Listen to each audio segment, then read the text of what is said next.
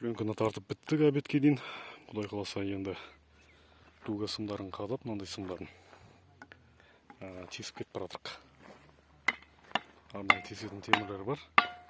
Биылса жазын қолданбадым.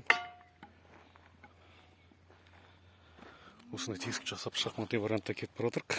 Ертең көше тегіледі, құдай қаласа, сосын агроспанмен жабылатын болады беті.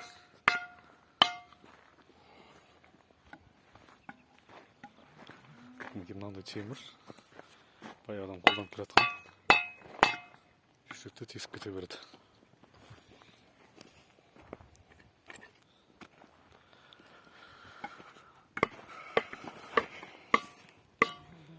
Уже мына күленгі тартқаннан кейін асты жылып қалған топырақ, міне сәл салқындау енді. Қанша дегенмен күленгі испарение влажно ұстайды, жағы арам шөптерді күйдіреді. Өте пайдасы көп, жерді қыздырады.